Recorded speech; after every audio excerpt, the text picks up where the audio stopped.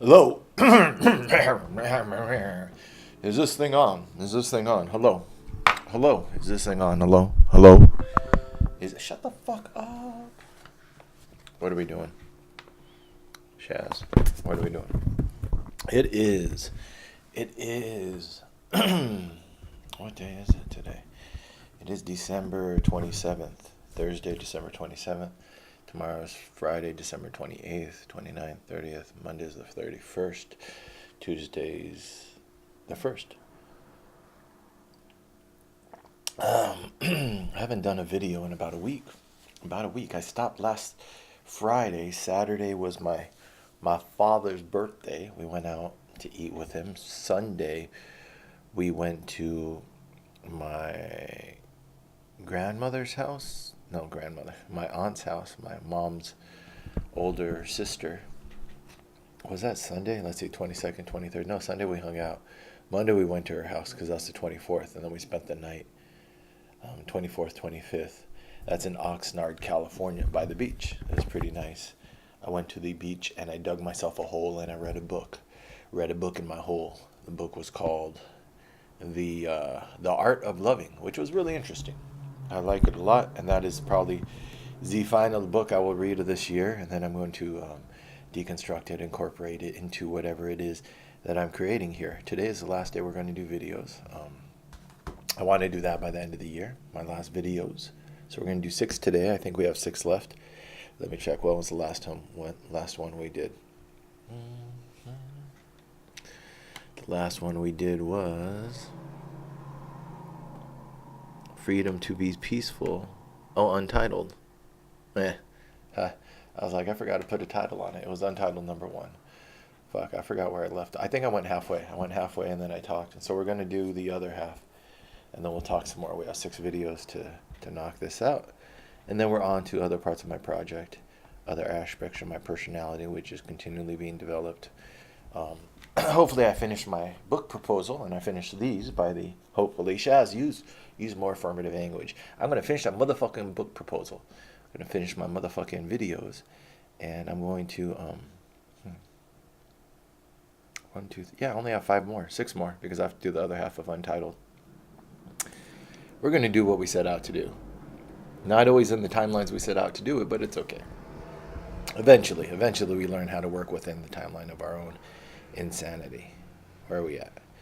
We have first quest to see it in love. Second quest, now we have gods in cages. We are on gods in cages, which is nice. I like that. I haven't done a video in like a week. After doing them every day, and then I stopped on the weekends, so I do them every day, and then Saturday, Sunday, my folks are home, so I stop. Then this holidays has all messed me up. Also, I stopped working out because I hurt my back last Tuesday, and then yesterday was Wednesday. So yesterday I waited a whole week. The ice and the heat really helped. And today I did a workout, a really solid workout. Yesterday and today. So yesterday, Wednesday, today, Thursday. So I did Wednesday, Thursday. I'm going to break tomorrow, Friday, and then do Saturday, Sunday. So I only took a week off, which is good, I guess. Especially like an aggressive set like that, split like that, where I'm only giving myself 2 days on, 1 day off. It's good to take a little bit of break. And then that day back, you feel super strong because you're not as sore as you usually are. So that made me feel good that my back would respond like that within a week. I haven't trained the back directly, not the lower back. So today I did shoulders, backs, and legs. All the backs except for the lower backs. So here we go. While I say this, I'm trying to find my spot in Untitled. It's interesting, all the thoughts and all the ways I've tried to express myself. Gods in cages. Here we go. Now we're all queued up. We don't want to take too many minutes because I know that I could talk through the beginning of these videos pretty bad. Not bad, not good. It just is. It just is what it is. So yeah, I like the new split. I like the chest, buys, and tries because at the end of the day, those are like the vanity muscles. Your chest looks big, and then your arms look super big at the end of the day. They're all pumped up like sausages. But the backs, legs, and shoulders is a tiring day. I notice they're just bigger muscles or something. I mean, the shoulders isn't that big, but backs and legs on the same day is a little tough. I might try a 3-day split. and separate backs and legs eventually someday. I used to, if I wanted to get stronger legs, but I've never been to. They're big enough and they're strong enough usually, but I don't know. We'll see. Um, yeah, I haven't done deadlifts though. I'm not gonna do deadlifts for probably. I'll probably give that at least a couple weeks. I saw a guy doing them today, and I've been talking to people at the gym. This girl, she was doing squats in the Smith machine, which is the machine where the bar is stuck into the machine. It just goes up and down. You put weights on the side, but it keeps you from going forward and back. So since it only goes up and down on the track, you could do funny stuff in there. So she was doing squats, but her feet were way forward, and then she was I can never explain what I'm doing with here squats. So let's say you're going down and up, but her feet were way forward, and so she was leaning way back. She was basically leaning into the bar with her feet way forward, and then she'd squat down and up, and she's pushing against the bar, and the bar is in a cage in a machine, so it's on a track, so you can lean into it and go down and up. But I wasn't sure. Like after I hurt myself, I thought, all right, humility, and then after I read the Art of Loving by Eric Fromm, who has some good ideas and some biases, which I think that's a mature. It's a nice intellectual place to be able to recognize what you agree with in a work, and then also distinguish what you disagree with, but be able to articulate it. Like, it's not probably a reaction, but there are points which I think I can show this person to have a bias, but still take the good without rejecting the whole thing. So like 80% of that book was good. And he's a psychologist, so it's a bunch of psychology shit. But it's like from the 1950s, so there's going to be historical bias in there. They're reacting to their times as we're reacting to ours. But what did he say? How did that relate to the working out? He said humility. So reason and humility are corrective actions. And my thought that I'm breaking down is that you have your logical mind, you have your emotional mind. Your logical mind is governed by reason. So you develop your reason in order to be control. Not that control necessarily is always a good thing, but in order to get full capacity of your logical mind, you want to develop your sense of reason. So then from his book, I took that. He's talking about the art of love, and that's our emotion limbic system, old reptilian brain, which I feel is a pre-evolved way of establishing truth, but still a good one. It's just you don't want it to take control over you and your emotions to override your reason, except maybe in lovemaking or other times when you want to reach the height of your emotion, or like the Zenist who he was crying, and then his student said, "Why are you making a fool of yourself?" And he said, "You fool, I want to cry. It's okay. It's okay to let your emotions overtake you at times of grief, times of love. Why not? That's what they're there for. Times of anger. That's your nuclear option.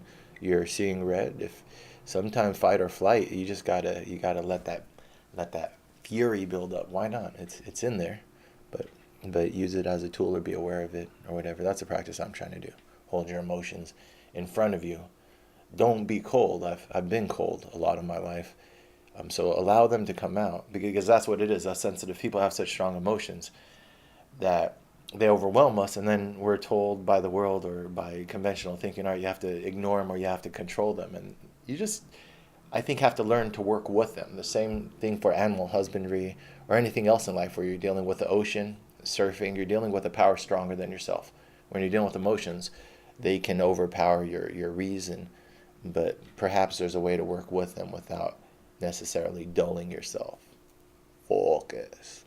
So with that humility in mind, after reading The Art of Loving and the confidence that gives you, that type of framework, that, okay, you could be emotional, but just have your correctives. Have your reason as your not common sense, but your sense of rationality, your reason as your corrective for your logical side, and your sense of humility for your corrective for your emotional side. And so I saw this girl working out, and I was like, and that's also like when I hurt myself, I was like, all right, I should be more humble. I know I get on a grind in the gym. I'm like just sweating, just fuck the world, and even let the anger power you or whatever, or sometimes I just zone out. That's why I would get stoned sometimes. It's like the time's gonna pass anyways, whether I like this, whether I don't like it. When it comes down to the next set to lift that heavy shit, I know my character that I've developed is I lift heavy shit. You just sweat it out and you feel good afterwards. But you could think about it, you could not think about it, it doesn't matter, the time's going to pass. But when it's time for you to put the work in, you put the work in. When it's time for you to do your 12, your 10, your 8 or whatever, you correct your form, you do it best you can. These are the skill sets that working out develops. But anyways, I mentioned something to her. I was like, I don't think that exercise is what you're trying. She's like, excuse me, I have been working out all my life, and so many men come up to me, and I'm like, whoa, whoa, I saw that fucking train coming a mile away. I was like, I don't. I was just saying. I was just trying to tell. I was just trying to be friendly. So I told her, I was like, she's around my age, probably 30s. I was like, I just had never seen that exercise before, and just commenting just in case, but it sounds like you know a lot. And she just kept talking, so I just let her talk. And then I pulled out, that's what it is when people take insult for stuff like that. You just put yourself below them. Humility. Humility is what's made me a lot of friends, what's diffused a lot of enemies in my life. I never have a problem put myself below someone else in context, not forever. And I have issues with authority and unearned authority, but when we're getting to know each other and someone feels like I came at them wrong, I see where she's coming from. I'm a dude. She probably knows more than me about working out, which she did. So I was like, I've never seen that before. She was like, well, actually, and she said some shit that made sense to me. She was like, well, I don't want my knees to go over my toes. I've heard people hurt themselves that way doing squats. So I was like, oh, that makes all sense. All right, I've just never seen someone lean into the fucking Smith machine like that. So then I bring up my injury, and I say, well, you know what? I just hurt myself doing deadlifts, so I'm still figuring out the form on deadlifts and squats. So I just saw you as another fellow person, just to heads up. I told her, since I hurt myself, I told myself I'm going to talk to people more in the gym. She was like, oh yeah, and then she gave me some advice, and I told her that maybe that's why I talked to you, because I needed to hear that. So I talked to you thinking that I had advice for you, but she told me that she would never use the little cage thing. When I hurt myself, I was using the square with the pegs coming off it, and you stand inside it, you pick it up, and then you do your deadlifts. And she said it has the capability of swinging, and if the weight gets behind you, you want really the weight in front of you. That's why when you do the bar, you get up to your shins up to the bar, and she said you want to be almost falling back. And she said what happens was maybe I had swung the weight a little bit too far back or something, but I didn't even think about that keeping the bar in front of you actually helps you with your form. So, and then she told me a couple other things. And then there's this guy today who was using the same cage, and I looked at his form. Hopefully I didn't creep him out, but yeah, he had really good form. I think some of it was me trying to stop it before it hits the ground. Control it to the ground, but let it hit the ground. I mean, my whole jerking, bouncing movement, trying to stop it and then go back up is what pulled my back into an arching. Anyways, I feel good now.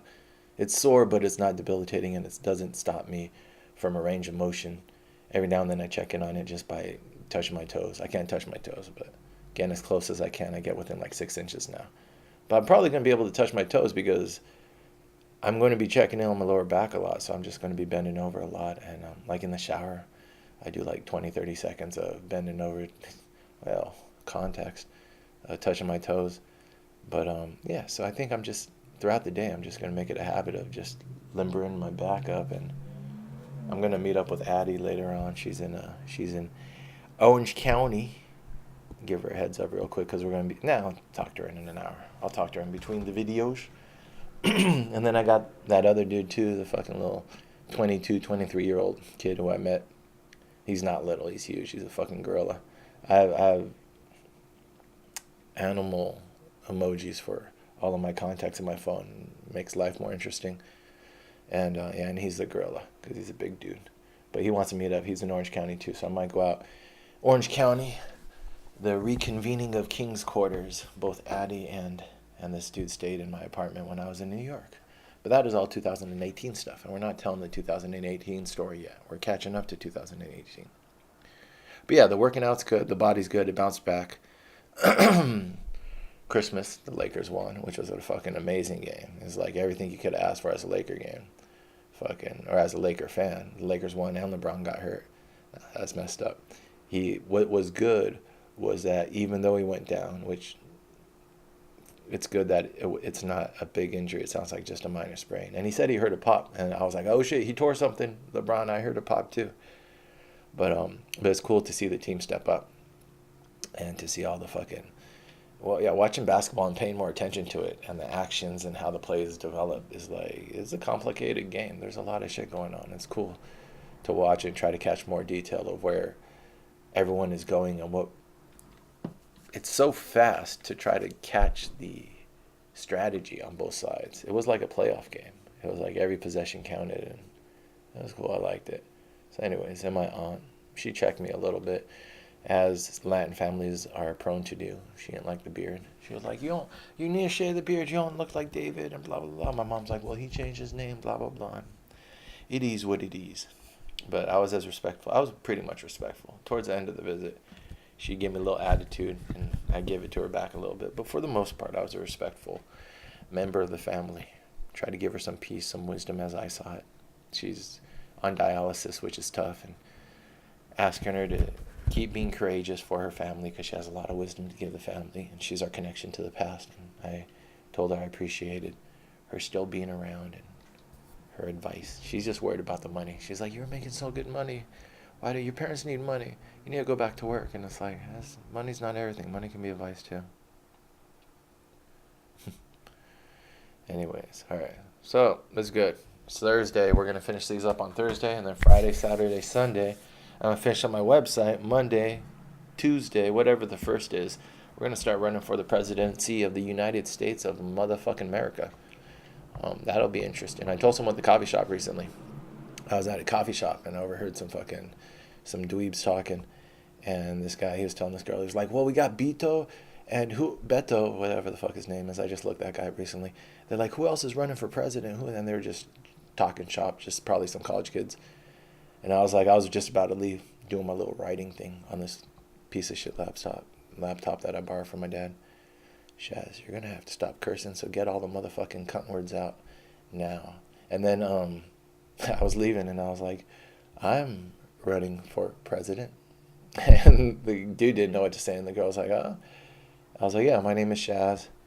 You might hear about me. We're going to try to start a political party. And then she said my name, so hopefully she remembers it. She was like, Shaz? And then she said, that's interesting, which is usually what you say to insane people when they butt into your conversation in public places. But I didn't stay around. If you're going to be a little bit odd like that, you can do and I'm out. Know when to leave a room on a high note. But I thought that's good. That's a good breaking of the seal. I told someone in a public place I was running for president. I was wondering if I was going to be able to do that. It's kind of tough. Your first one. Your first, like, when I used to do Greenpeace, stopping people on the streets of New York, asking them to sign up for Greenpeace. Your first stop, you have to get a couple out of the way. The same with sales, anything. You pick up the phone, you just start calling. After like the 10th, the 20th, you're in your routine. Sometimes you have to kill a couple calls just to get into the routine. Hi, my name is and then they hang up and they're like, okay. So you correct yourself into a pattern. You shoot a couple air balls before you fucking start hitting the rim. So it wasn't an air ball. Both of them were like, who are you? What are you? So I'm going to probably get a lot of that. But I'm not going to fucking politic person by person or mass communicating here on the fucking YouTube channel where I have 2 views. All right. I watched my videos twice so far. All right, that's 18 minutes. We're not even going to finish this. Let's try. We're just going to speak a little bit quicker. Gods and cages. Flipping pancakes on island rooftop. Pirate Island, the definition of anarchy, where, as a friend put it, even God himself lost his shoes. I had found my spiritual home. YouTube cartwheels taken down. YouTube island video taken down. YouTube jumping off taken down. YouTube street drum taken down. Surfing mural pic. I gave civilization the finger and went full savage, finding my tribe of kindred spirits on an island removed from the world. YouTube van surfing taken down, flipping off tire taken down, tree climbing, kids in truck for it taken down. But of course, I could never live anywhere without context. So even in paradise, away from my books and inhibited from writing, I added to my story. The tourists I would take around Vieques had to bear with my 500-year history lessons, an amalgamated lecture on cultural anthropology and subaltern studies, added for free whatever spearfishing or kayaking adventure they'd signed up for. Vieques pics. I made a good life for myself. I was happy. I was exploring the simpler things, having simpler connections. My relationships were with tourists who came and went without complications. I spent more time learning about myself. As I'd heard often on the island, it just holds a mirror. The cracks are all your own. I could make my rent for a small shack on an acre of land surrounded by trees with a couple of spearfishing tours, and then live off the food we caught. I spent the week after the Hurricane Irene showering in that field below. But me and Shaw also, we went out for a little bit of busy time after the hurricane, which was cool. Not to Sometimes guys don't just talk about sex to brag about it, but because those are our happiest moments in life. Like when I was on the beach in Vieques, and I just hooked up with a girl, and I was just staring at the Caribbean Ocean naked with her, and we lean in to kiss, and it's just like, this is my life. The sun's setting, we're just fucking, me and Shah were just like, it's raining for 3 days straight after that hurricane, and we're just like, we have no water on the island, so we just walk out into our little front yard surrounded by trees, and we just get naked, shower, fuck, and we're just like in a field. It's fucking Adam and Eve type. It was interesting. I had that video, and then I think I lost that, or it got stolen. But a video, I put up a little camera and a video of us just like showering and then fucking and then showering some more, just on dirt, in a dirt field. Shit you'll remember all your life. But home, oh, and then she peed on me. I always pee on people. Not pee on, no, that sounds context. I pee in the shower, and then when I take shower with other people, sometimes they're like, blah, blah, blah. And I'm like, it's good for your feet. It keeps off the athlete's feet. So sometimes you pee on their feet, and the gal freaked out. Oh my gosh! So they're on the video, and I don't have this video anymore.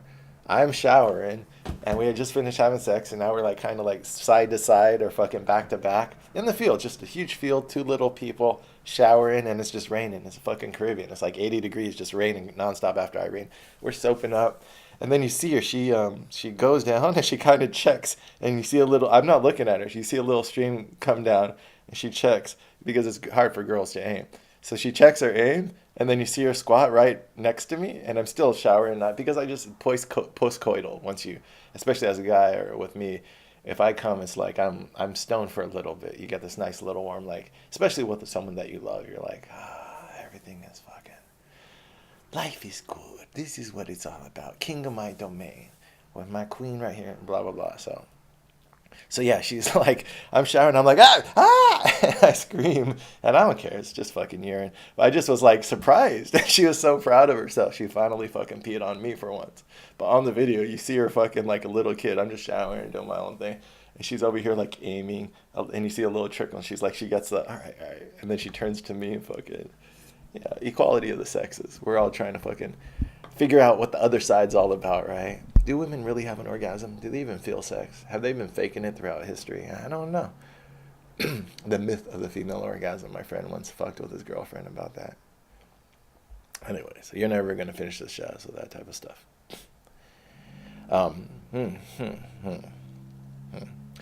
After a week after Hurricane Irene, showering in that field below, but homeless habits like washing outdoors feel a little bit different in paradise than in the city. Truck and house, the dogs. One day, myself and another guide, the boss's son, took a group on a tour through the mangroves before we all ate our packed meals on a beach just outside the brightest bioluminescent bay in the world. We built a decent-sized fire to pass the time until the sun completely set and the first stars came out. Then we would take them back into the bay to play with the bioluminescence. One of the girls from the group, she was from Seattle, didn't tip me that night because for some reason she didn't want to both give me cash and her phone number. We met up later for drinks and then spent the next day on our own secluded beach, staring at the ocean, sunset, staring at the sunset. Christina on the beach, we're not supposed to have her name, but whatever. Where a rock the size of a cinder block rained down on us from a cliffside while we had just finished up thinking we had been alone. I earned a coin slot deep slice in my skull and remember telling the nurses in my broken Spanish, "Whatever you do, don't cut my hair."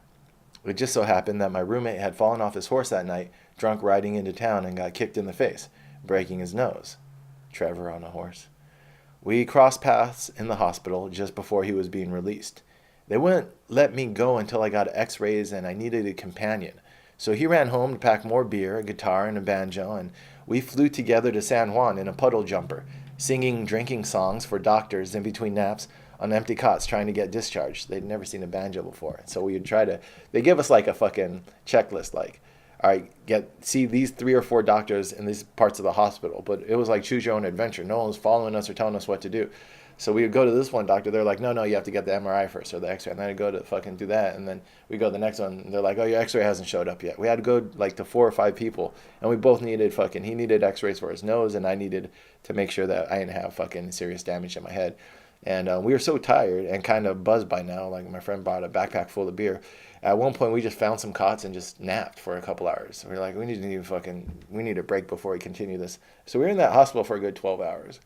10 hours maybe. We got there at night and we got out at noon the next day. So, but fucking, yeah, and we took a nap in between. And then when we'd be going down these halls in San Juan in this hospital, trying to find the right people to get because they wouldn't let us release from the hospital. It's like, we have this paperwork, but we can't leave. We're patients. We're fucking dressed up and shit. But then they'd see we had the instruments that we had brought with us from the plane. So they'd be like, what is that? Oh, play us a song. People in Latin America are jovial. And so we'd fucking ding, ding, ding, ding, ding, ding, ding, ding. We'd be like, no, seriously, we need to get checked out. It's ridiculous. That's one story.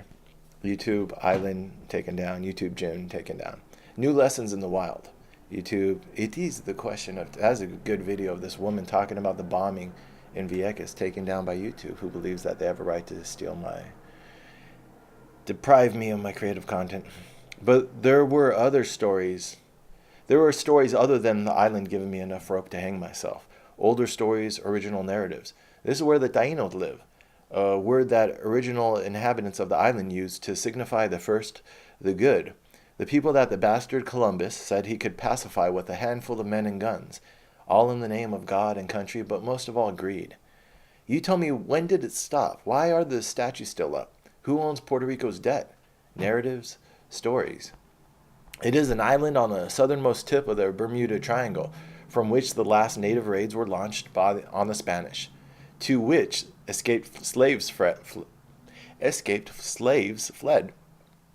from which pirates launched their boats, over which multiple empires wrestled for control, boasting the last Spanish fort to be built in the Western Hemisphere. That fort is now a cultural center run by the United States government, by the way, which obtained Puerto Rico as a commonwealth, at the turn of the 20th century, and then enforced an agrarian economy of concentrated landowners until they got bought out to use paradise for war. We're pretty fuzzy today. Not the people, the landowners. The people were forcibly relocated, the serfs. Walking with kayaking. It is an island that boasts Playa Caracas because Simón Bolívar landed on its shores to resupply, as well as Green Beach and Blue Beach because subjugation means the death of traditions and culture, but most of all, creativity. After having 2/3 of their homes confiscated and suffering live impact training bombardments for over 50 years, the people themselves took their identity back and kicked the U.S. out.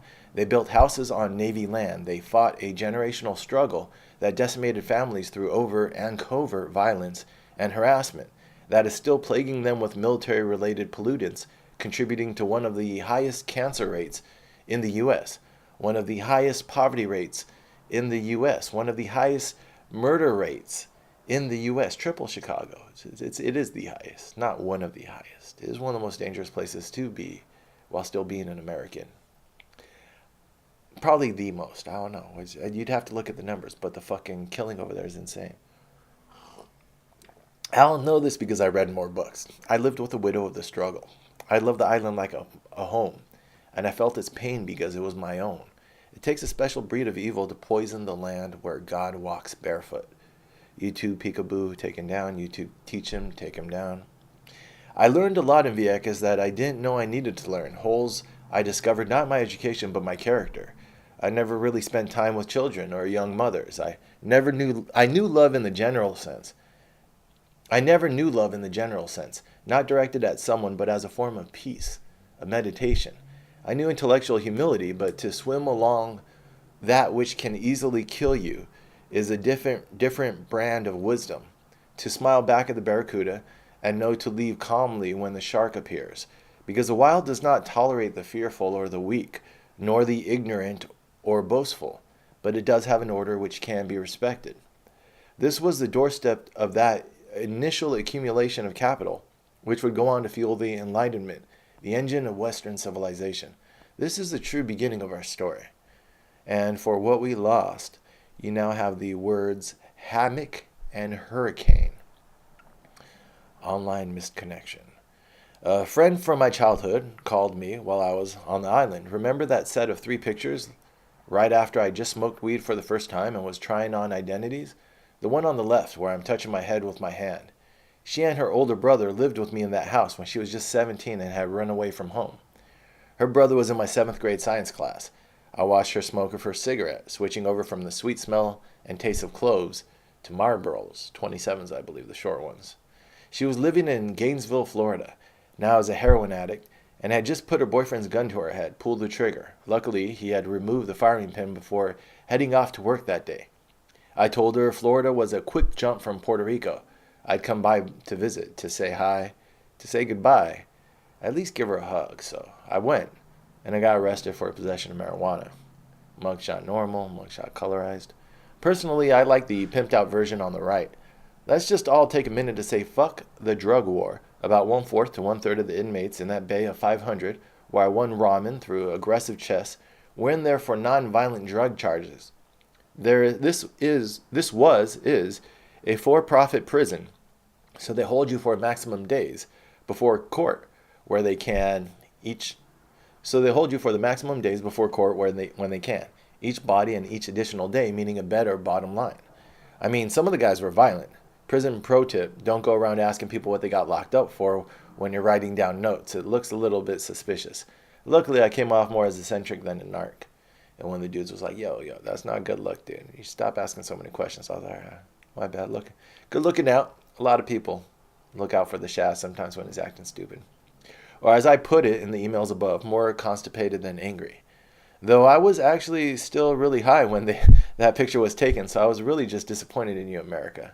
Like, really? All this effort for $25 worth of weed and a literal corncob pipe? My buddy Trevor made him corncob pipes. It was paraphernalia. That's a motherfucking corn. That's a piece of corn, you fucking dumbass. And all of this happened in a private residence where we never gave the police permission to enter.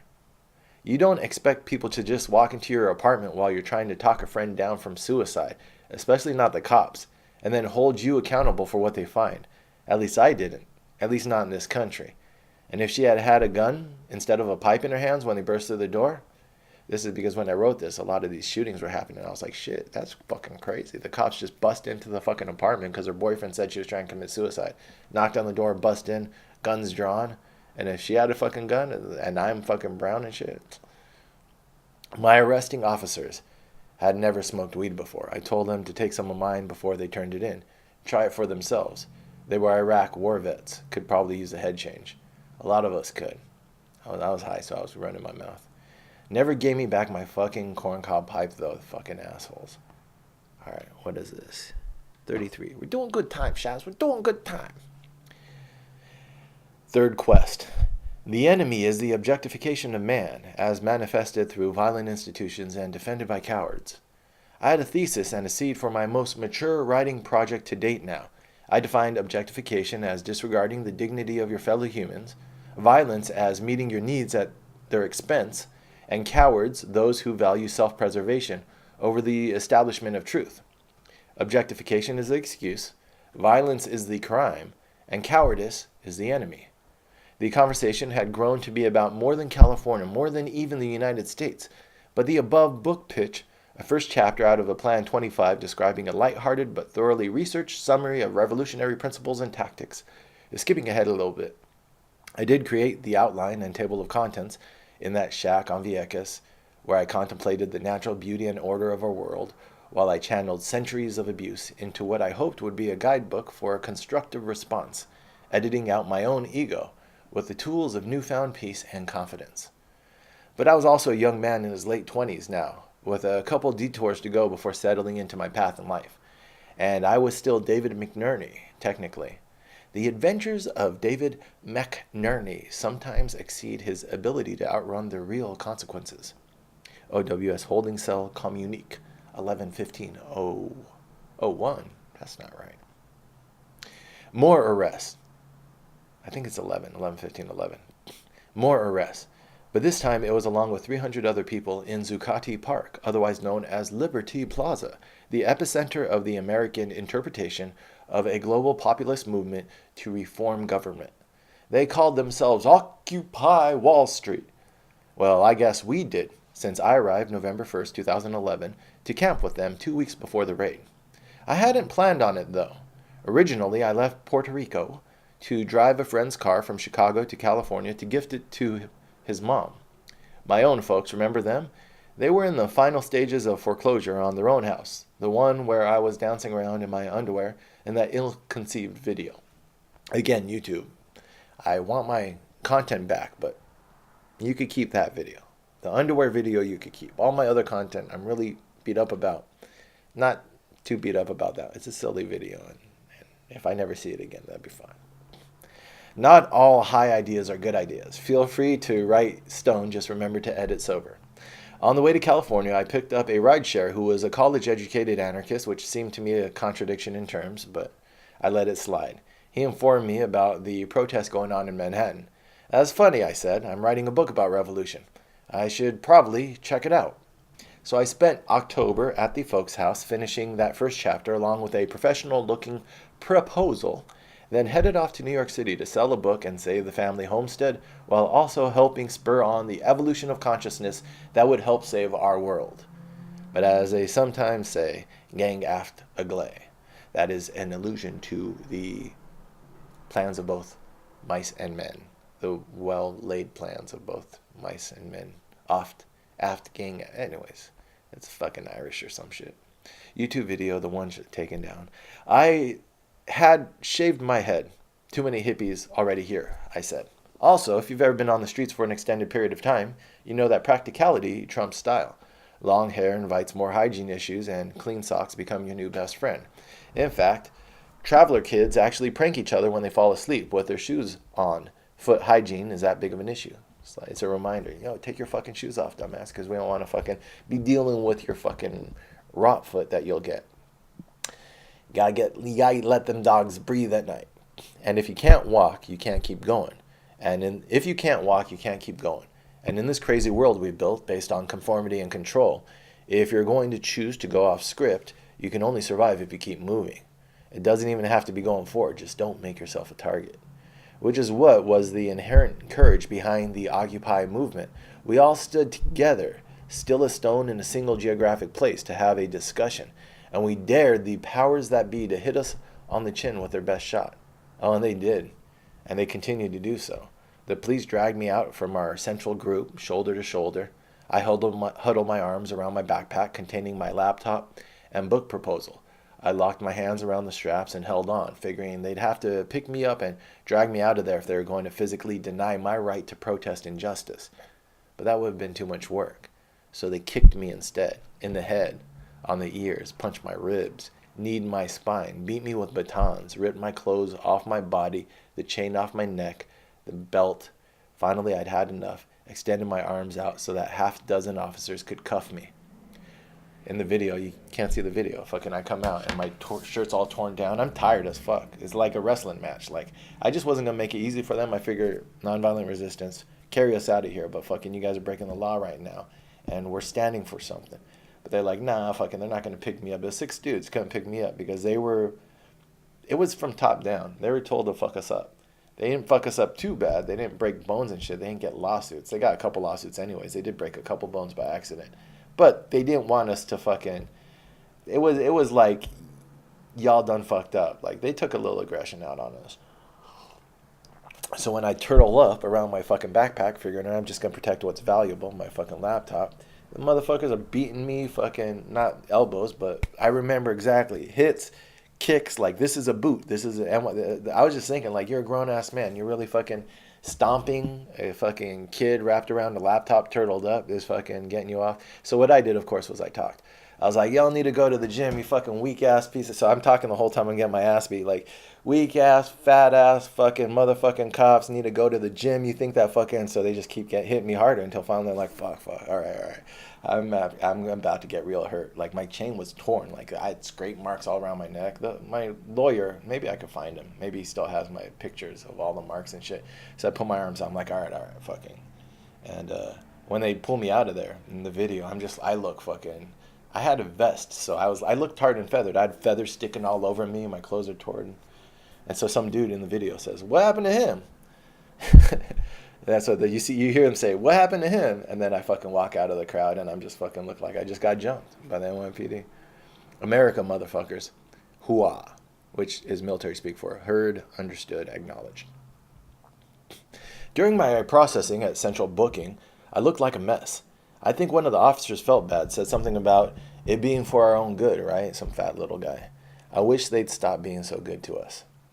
YouTube David defining autonomy and violence and inclusive discussion, which is like an inside joke. This guy like stood up. I said some this we don't have these videos, so I can't explain this, but I stood up asking the Occupy movement after being there for a couple months, like, I want to write a book about this. Will you give me some money? I needed $3,500. Go away to Vieques for a couple months and write a book about what I've experienced here. And our dysfunction didn't allow them to see the value of that. And this one kid in particular, this college kid, was like, I don't like how you're talking about violence and autonomy as like, I don't think you understand the words that you're saying. He was just being really bitchy, that's why it became a battle of egos as opposed to a group of people sharing values, which out of that experience, I've really taken that if you're going to do something like that, you need clearly stated values and buy-in from everyone so we can hold each other accountable to the values.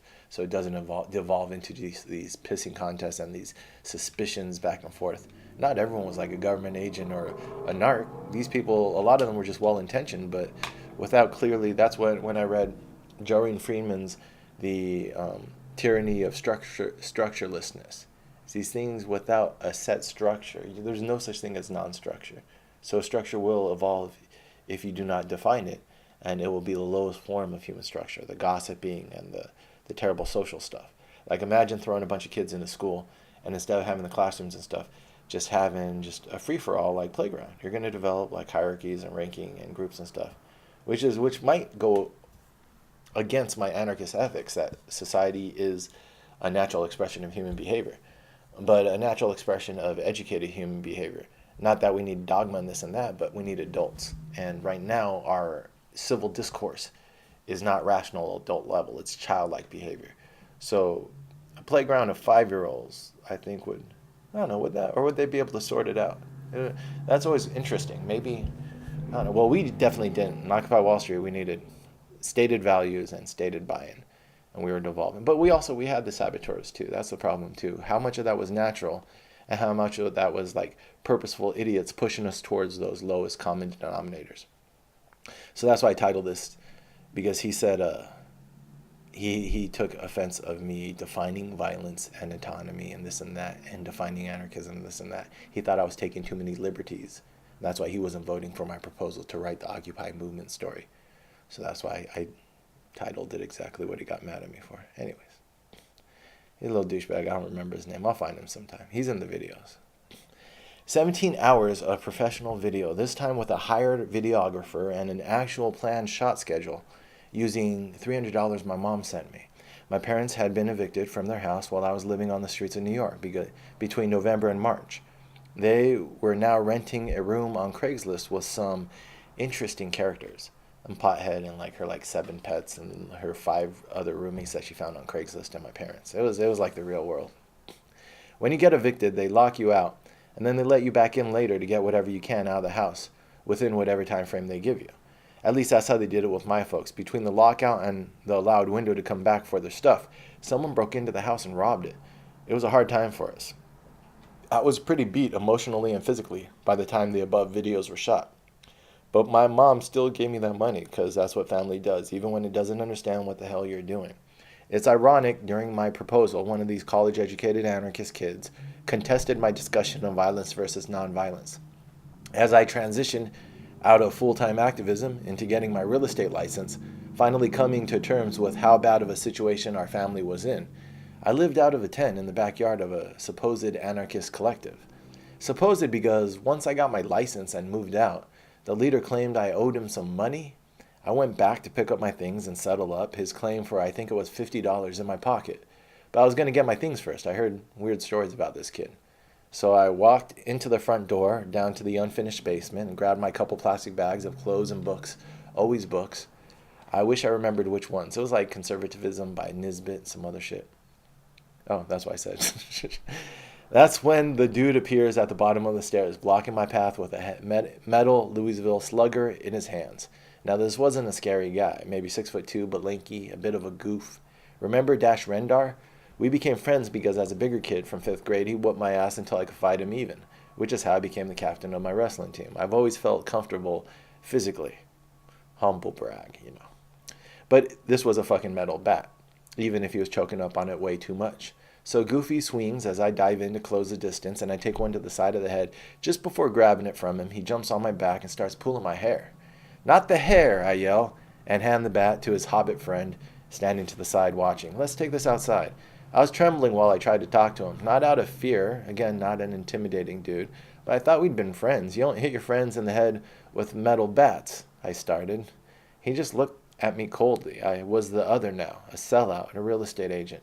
Formal and informal structures. I'd broken the bond, stopped being a part of the cool kids. I was being fired from the park again for breaking unspoken rules and not fitting in.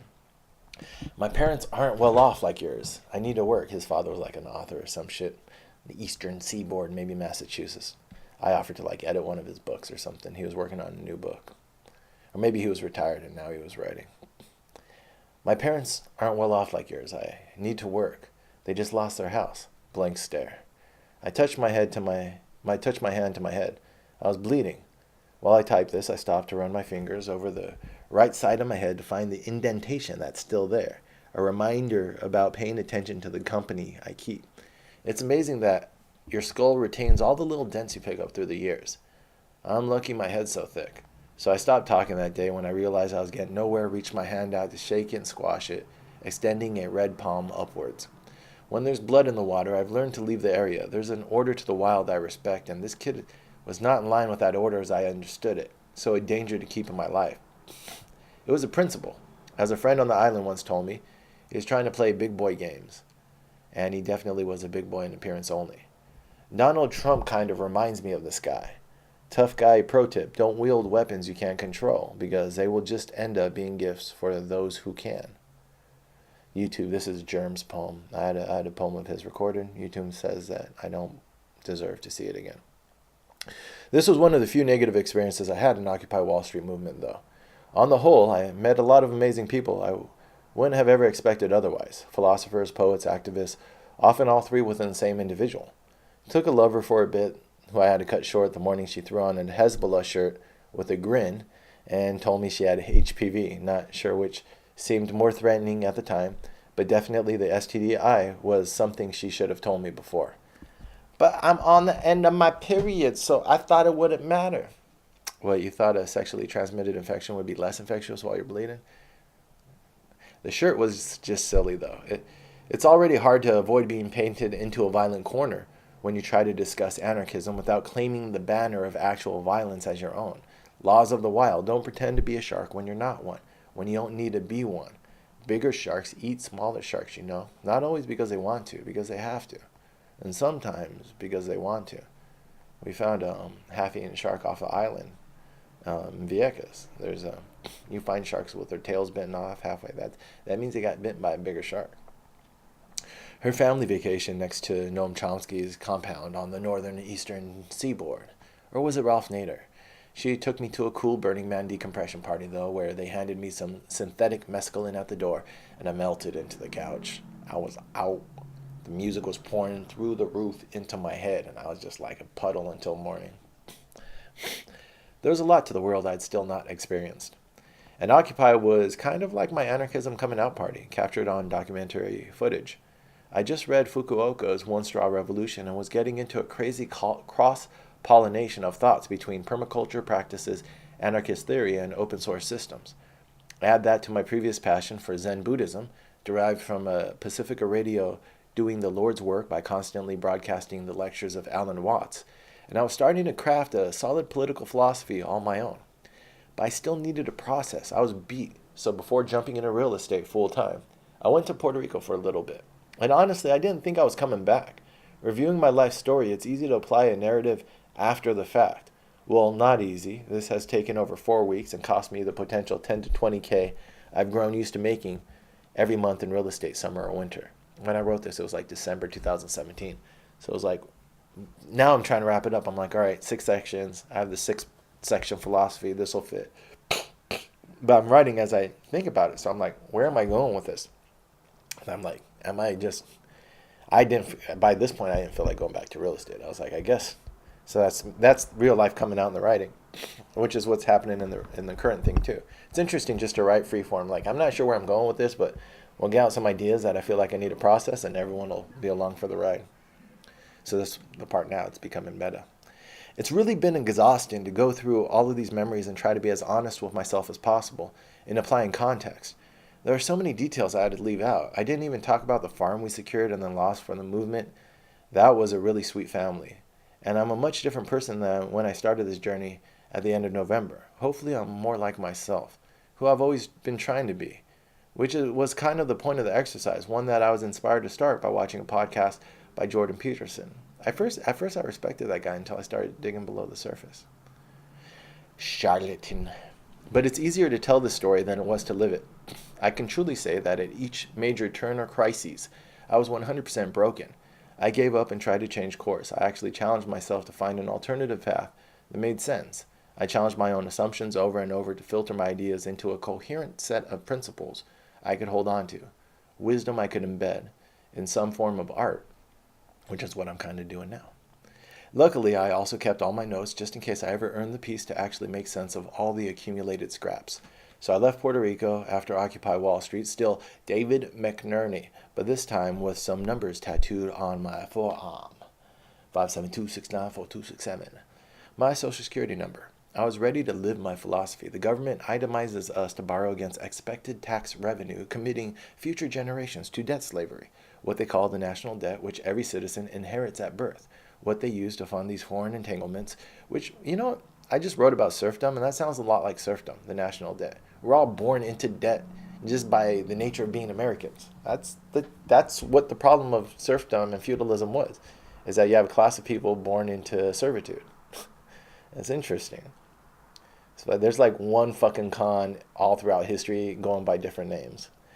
What Washington the Playboy philanderer warned about, what so-called founding fathers originally protested, taxation without representation, by dressing up as, wait for it, anarchist Mohawk Indians. When they wanted to protest the British government, they didn't dress up as colonists, because they were a part of that fucking government, descendants of it. They dressed up as the other, the barbarians, the savages, to get some, or they want to go to jail. If you take a look at history, the right answers don't change, just the excuses and the cowards who make them. In my mind, I was Spartacus, whether or not I ever made it beyond the mountains or marched on Rome. So I put my slave number on my arm just in case I ever forgot this truth in my quest for survival. One last fuck you to the system I'd now spent a majority of my adult life trying to figure out and improve. The first thing in life is to have no fear. We've got to understand this. And now I was going back to meditate on the footprints of God before heading into the heart of the capitalist arena to earn freedom for my family. What else can we do but to try to live a story worth telling? All right. I'm not going to finish this. A couple minutes on the next video, ain't a big deal. Calm and Captivity, 2016 tax return, Vieca's family vacay plans. Watching my Occupy Wall Street documentary, I realized that I made this film for myself. I was filtering the whole experience, the whole movement. Yeah, this is the first time I watched it while I was writing this. And I was like, after 5-6 years doing all that shit, and then this is the first time doing these videos, I actually sat down and did like 18 hours of review of it. So like there's still more unpacking to go, but to get beyond the emotions, I'm trying to figure out how to work with my own brain, being such a sensitive, emotional person, to get beyond the emotions into the calm compassion of reason. Takes a minute. You have to unpack the shit. And if you're still emotional, you just still need to unpack. And eventually it calms down. But for what I've learned is you just keep talking, talk it out. People need to talk. It's not the time to solve the problems while you're still emotional. Just keep talking until finally you get perspective. So this is the form of therapy I've been giving myself, I guess. I didn't know what I was doing when I started. I was just like, let me just talk in front of the camera. And I know if I just talk in front of the camera, I usually feel better if I talk. So I'm going to talk in front of the camera. So that way I can talk in front of the camera. I was filtering the whole experience, the whole movement, down to its essential wisdom, to keep some coals burning, as Bukowski said. I just discovered Bukowski. Until the fire could be lit once more. My spirit had been ground down. I knew it would take me a while to recover, but I also knew that I couldn't afford to forget what I had learned. It cost too much. It always costs too much. The fact that you can forget what is once truly important to you is perhaps the scariest realization a person can have in life. This was like kind of a mind fuck. It was exactly a year ago. It was around Christmas. I was wrapping this up and I was like, fuck. I really fucking wandered far from my path, which is good. I needed that. I got into business to learn how to execute. I learned that, but it was like, wow, I was in this. I was planning on really sticking to real estate until I took this fucking pause. YouTube videos taken down. We Are the Stories, dinosaurs, filming, action, fire, fucking horses, got back into the... I either kill him or I'll iguana, learn how to use Monkey Man, Dirt Road, Paper, Airplane, Paradise, Parmesan, Plane, Landing, Ride from... those are all good videos. I didn't think much about growing up, but there was a first love in the 7th grade. I was later lucky enough to reconnect with and lose my virginity to when I was 19. She told me back in middle school that one day I would be a great writer. I believed her then because I knew her love was sincere, even though I didn't fit into her story. She didn't have the courage to join me in writing her own. Or maybe I couldn't find the right words. Then at 19, the army had me, and I couldn't relate to her college narrative. Our plots had strayed too far apart. We connected once more, though, 15 years later, so last year or the year before. She was in New York, recently divorced. We met and shared a night, and before she left my life again, she gave me a last bit of wisdom. You see others as they are, not as they want to be seen, but sometimes people don't want to be seen. And then we stopped talking to each other again. When I look back on this year, and I asked her about that, she was like, you're kind of a dick. And I looked back at my emails, I was like, yeah, I was a little bit of a dick. Which is crazy, because you can edit your own story and simplify it, and then simplify your own assholery out of it. So remembering your life and putting it in context is interesting, but it's good to get objective outside opinion, talk to other people. Because our blind spots sometimes are emotionally protect ourselves from our own vices, that your subconscious is like, nah, I want to keep this. I want to keep this little assholery. And that's where your friends come in, other people. Yo, Shaz, you should probably check that. That's why good female friends, good opposite sex friends, parents, I always ask my parents for their opinion. Don't always take their advice, but I want to know their opinion, and I meditate on it. YouTube videos taken down, burlesque, Coney Island, Gian, homeless, la-di-da-di-da, Subway, legalized, lighting, mariachis, Michael, Mickey, America, blah, blah, blah. Love teaches you. Life teaches you. All of our experiences shape who we are. But are we spending enough effort to see ourselves as we truly are, to see each other? If this is the answer, then is this where the war is being fought? Are you being kept from knowing yourself? What has this war cost you? Name change form. Let me tell you a story. My name is Shaz Barbaric, and I have but one life. I want to add to the truth and beauty in this world. Writing this has helped me remember my own narrative. I wasn't born to work in real estate. I was born to ask questions, and I've never received answers. Why do they lie to me in high school and deny me my real history? Why did they lie us into a war, almost sending me to die for someone's profit? Sending my brothers. Why don't we hold our politicians accountable? Why do we let them turn us against each other? Why do we all feel so helpless when, if you talk to anyone in person, they all agree on the major problems we face? Why do we deny people in other countries, or even in our own colonies or commonwealths, the right to self-determination? Why did they attack us violently for coming out in the street to try and change things? What can we do? I don't think I can ignore it anymore. This has shown me that I have to get back to my calling, even if I can barely describe what it is. The truth does exist, and we can figure it out together. But I'm going to need your help. Flash politics. So back then I was like, oh, this is good. And then I'll start King of Carmine. King of Carmine, next one, and I'll read the rest of it. But back then I was like, it was a year ago, exactly. And then that's why I've taken 2018 to slow my roll. I was like, all right, I wrote that. Let me sell this book. I've lived a fucking interesting life. I've done some shit. The Occupy stuff alone is worth a book, I think. Plus the military intelligence cool shit, and then all the fucking adventures. You throw in a narrative about me learning how to love, or even if I haven't learned it yet, just some interesting sex stories. But then it's like, I was like, let me check my mind first. I kept telling myself while I was writing that I can sell anything. Because as a salesman, you're like, I can sell anything. So it's like I have a story. I kept telling myself I have a story worth telling, and also I can sell anything. So I can fucking get this book deal. But then I was like, that scared me. I can sell anything, but is it true? Is this what I want to be selling? And so that's what I've spent this year thinking about.